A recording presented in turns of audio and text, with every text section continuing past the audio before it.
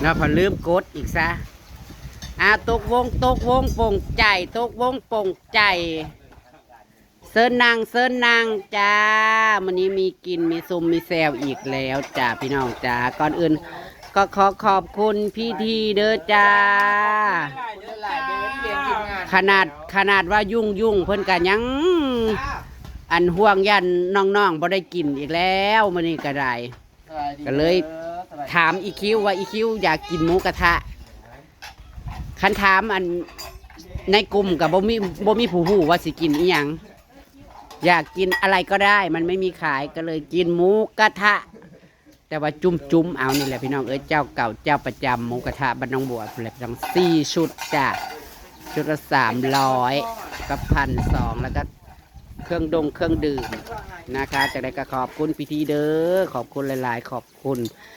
มากค่ะสำหรับเลี้ยงทีมงานมาโดยตลอดนะคะแล้วก็เขาบอกว่าอย่าลืมนนนี่บิลลี่แล้วก็เพื่อนเขามาช่วยงานเด้อเพิ่นว่าเราเลยเด้อจ่าพิธีเราแล้วก็อุดหนุนไอศครีมบ่าวแขกอีกถังหนึ่ง1,800กะวันอันที่28พุ่นแหละเนาะเสียเอาไปวันที่28แล้วก็เพราะว่ามันมีพี่อีกคนหนึ่งเนาะเพิ่นก็อันอุดหนุนนำคือกันเอาลงมือจ้าปาดนั่งตั้งบ่ไม่ไงมันจังสูงเนาะมันจังสูงกินเต้าเจ้าบ๊อบนั่นบ่มาไม่ทัวร์ตะเพียมาเลยเต้ายังคั่วเป็ดคั่วไก่ลูกค้าสั่งน้องแค้นผัดบ่กินน้ำจ้าน้องแค้นน่ะไปแล้วก็หมูข่อยบ่จะใกล้กล้องเป็ดเนี่ยอย่าว่าได้มากอายกล้องตัวน้อยบ่ไปจังตัวน้อยเจ้าอายกล้องคือเท้าแสงบ่ไปนั่งล้างห้องไผอายกล้องนะไปนั่งล้างห้องผู้จะมานั่งหน้าห้องนี่บ่กันคอยไปอยู่หน้าบ่ได้เห็นเจ้าอุ้ยเจ้าอยู่พุ่นน่ะกันยังพื้นอยู่แสดงหวาดอยู่เอากิน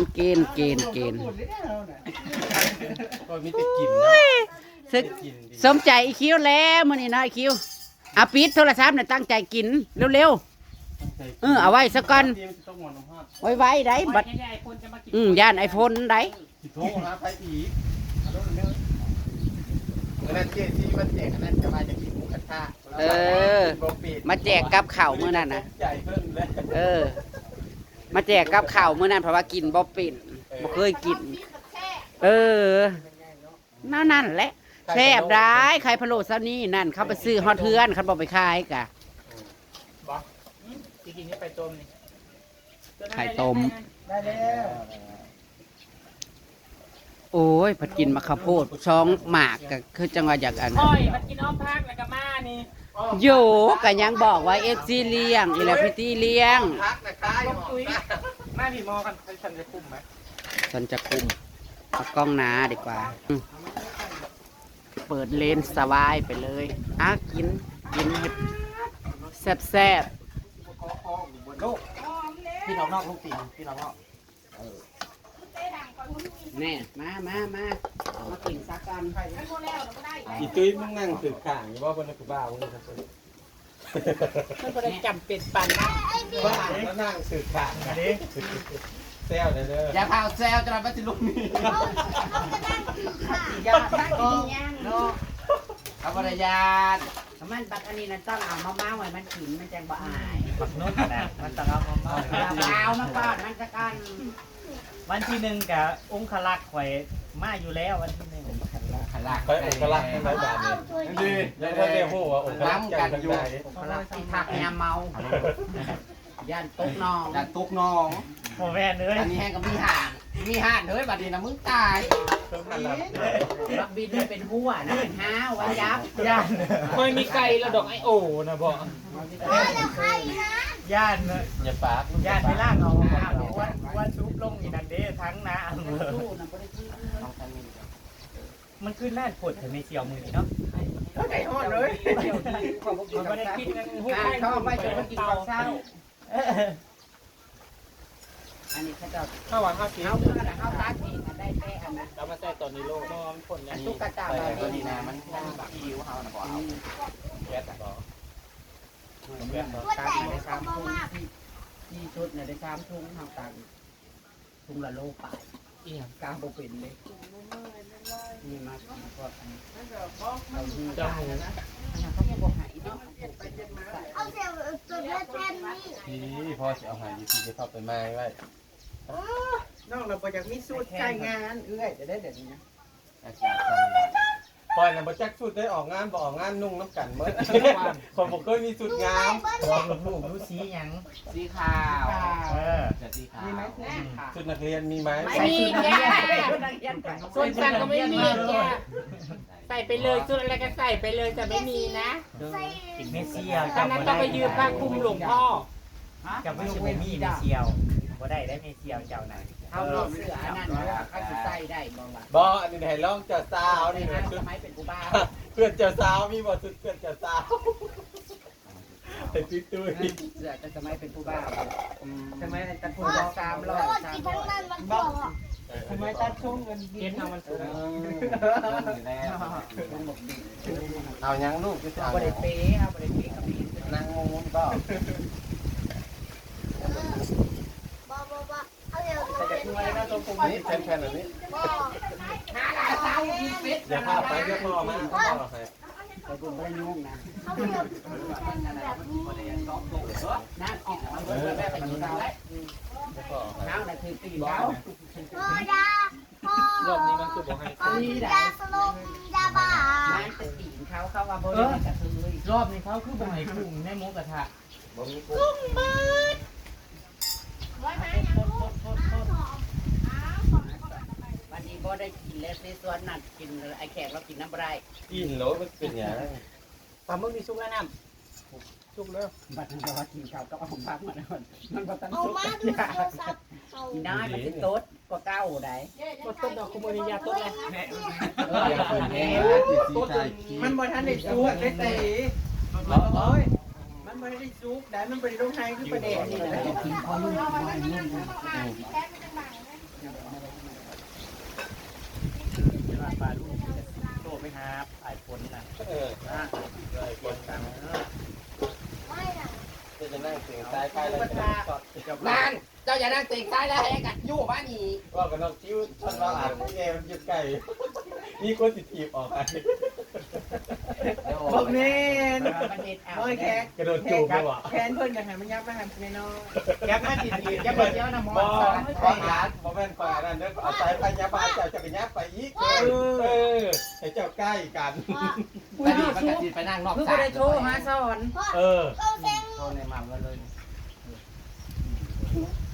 ท่านเธออยู่ในนี่เธอแม่งมาอยู่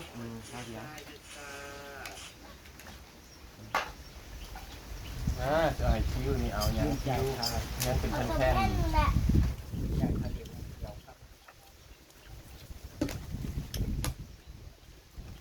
โอ้แม่ตัวเพชรนั้น มาโทร แผ่น มาให้ ให้ เรา เรากิน มา กัน เรา เลยนะเดี๋ยวมีคำว่ามันก็ทำได้ซุปกันอื่นนะที่นั่งโทรศัพท์ ใคร ลาบวางให้เราดูคอยร้อนวางชายแล้วอุ้ยช่วงชายของแม่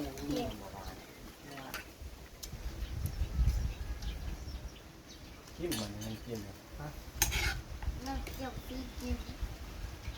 คนสิบ่กินมั่วเด้อคนสิเลือกกินแต่ตุ่มบ่มันเป็นตาแซ่บก็จะอีกก่อนน้อยพอนะ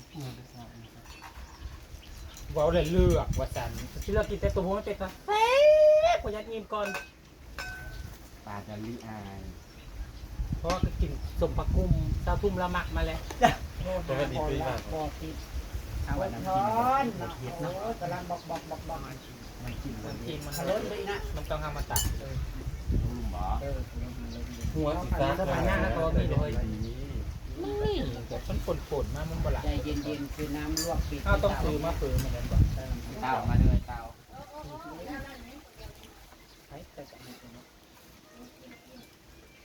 กินหลายจุดดอกอิ่ม เอาข้อ ค่ะ ไป วันนี้ เส้ อิ่ น ม นี่ได้บอก แท่นๆเลย เอาให้แน่ เอาลงตัวไหน สายนุ้ยนั่นตัวยุ้ยนั่น นี่รุ่นนี้ เออ นะ ฟังแนวแซ่บเด้ จะ อ ไปซุก ที่เอามาเต้หางยังเอ้า ทานนั่น เอาคือละลายเด้อละลาย เจ้าอยากกินคือมือน่ะได้ขึ้นโต๊ะอกตกใจมือน่ะติดคอออกปล่อยเป็นคนตักหายเราอ่ะติดคอมือน่ะบอก พอจะสิบายยอด ปล่อยหัวใจสิวะไอ้ เบิ่งเนียนมีสัตว์ดูอุ๊บ ได้ บ่ แล้วมันแข็งเลยนี่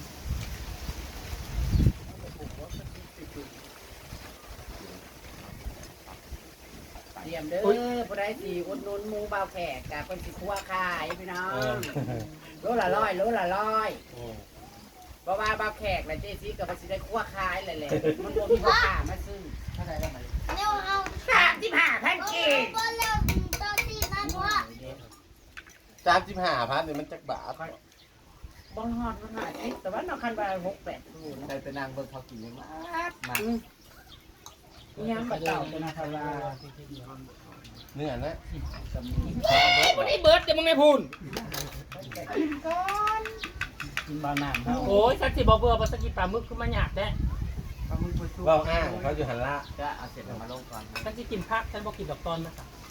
พี่น้องเลย ตอนนั้ นั่ น งขาชั่วโมงนึงว่ายังบ่ได้กินคือน้ำลายอยู่อยู่บนนังตุ้ยผู้ว่ากินข้าวอี้มัน ยัดใส่บ่เฮ้ย สิเบิดมาเอาแล โอ้ยสักสิบ่พิษประดงอีบ่เอิ้นมื้อนี้ กินหยังมีแต่หมู กับ ตี บ่ น ได้ ไก่ มีเป็ด ได้จ้ะ ตีนไก่ก็บ่กินตีนมันน้ำมันก็จะโชด เนาะ จุ่มเอาซื่อ เอ้าเชียนหาย ๆมันบ่พอพิษดอกพาดองเจ้านะ ว่ามีสักกระอดจนจะตายอดปรับเผา โอ้ยมันบ่เป็นหยังดอกกินแล้วก็ไปแล่นมันก็เซา เป็ดสิชวนนางลงหัว กินเป็ดกินหัวหายมื้อนะ ให้กี้นะ มันแห้งแล้วบ่น้ำมันยังหลาย แล้ว อีก กระดกกระดาษ ไม่กัน รถยังบ่ได้แค่เฮาได้แค่ประดง บัตรล้างงานขอละขั้นอันพี่เพิ่นน่ะไปแจกก๋วยเตี๋ยวเราไปน้ำกันเด้อไปหาเล่นที่กิจกรรมกับเด็กน้อยนักเรียนไปเตะบาส เป็นที่บ้านครับนักเรียน บัตรใหม่ บ้านไม่พวก บ่ไก่ดอกไปไก่นึง คนนึงสิไป กดไปนั้นมันได้ปกติ ไป เออ ไป กดไปฟอดกินถ้วยนึงเนาะ เพิ่มร้อยถ้วยคุณร้อยทุ่งหมอให้เป็นทุ่งอ่ะบอลด้วย น่าจะ แต่โค้งถ้วยโค้ง น่าชีวิตเป็นทุ่งไป เฮ็ดเป็นสูตรสูตรให้เขาโลดเนาะ พาน้องกิ้วไปกินเพิ่ม กินให้กินสุกแล้วสุกแล้ว ตึงกินโลดมันสุกแล้วนั่นน่ะยับเข้ามายับเข้ามาแม่บักอายนั่นยับเข้ามา เจ้าเฮ็ดหยังน้องกิ้ว มันไม่ได้ยากดอก ยับเข้ามา เลิกกันยักให้เขาเผา ว้าวเสียงดังมันแห้งกันสั้นบ่มันแห้งสั้น เดี๋ยวพอหาให้แค่นๆนะ มันแห้งสั้นเพิ่นว่าว้าวให้มันผ่อนคลายมันแห้งสั้น บริยานมันสั้นมันยังไงกูนี่ มันสั้นเลยเนี่ยแม่มันน่ะเฮ้ยแม่มันน่ะพาสั้น มาแม่ระดับ หมีบ่ หมี อุ้ย คิดว่าแม่แล้วนะ กูชื่อกูอยากเอาไอ้ตอนนี้มึงออกนี่ มันน่ะออกตัวเฮงไปพ่อขึ้นเลยเบกากเลย คนนี้สันขอบอกอาจว่า คนนี้ผัวฉัน มีเสียงตุยคือนอกนั่งอาจว่ามือนี่ โอ้ยเฮ้ยเขาบ่ได้มาดึงพาสลงอันนี้ก็ได้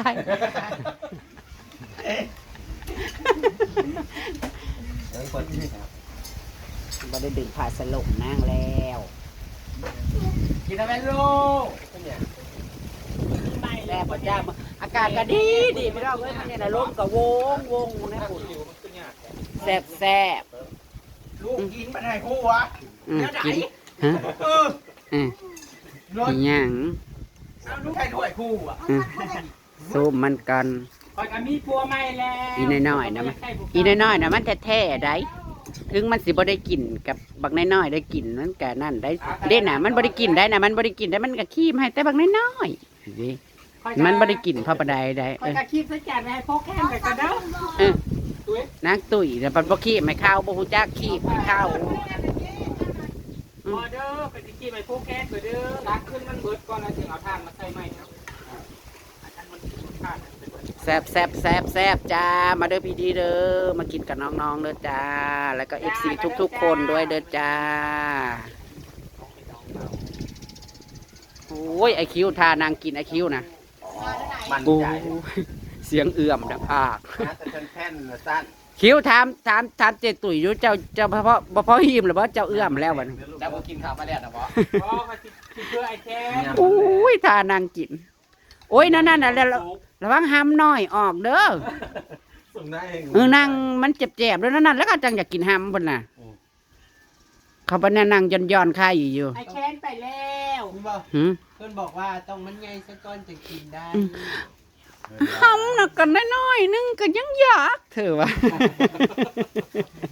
ย่านเขากินห้ามโอ้ย เธอแพงสุดอ่า ขนาดไทยอันเขาเอาเขาลงเทปอ่ะหน่วยละลูกบ้านแต่แม่ว่าขายขนมทำในรถเธอบอกของเขามันยังน้อยคือว่าเธอบอกไปขายให้พ่อ พ่อนะถ้าได้เงินล้านพ่อตายลูก เนาะลูกก็ได้ไรบ่ขายซะ ใช้กับผมมาซื้อในร้านนึงสิกล้า ปาดลูกคน แสนกับค่าลดลงเลย พี่น้องไอ้คิวน่ะบอกให้พ่อน่ะขาย ไข่เป็ดกินกว่า ขายไข่ กลายเป็ดลูกเป็ด ไอ้คิวว่าของไอ้คิวมันยังน้อย เนาะ โอเคแม่ ขอเสร็จแน่เบรกอะเอ้ามือน่ะคือเบาโอตาขายเบาโอคือบ่ตาขายซะ ยุกไก่ที่บ้า ให้มันหนังตาเนี่ย ไปพี่น้องติดตามทั้งช่องเพื่อนๆต่อกันแล้วกันเด้อจ้าจังไงก็ขอบคุณพี่ทีเด้อขอบคุณหลายๆอยู่ดีมีแห้งสุขภาพแข็งแรงร่ำรวยเด้อจ้าตามคลิปหน้ากันแล้วกันจ้าในคิวกินไม่ปากไม่เว้าเลย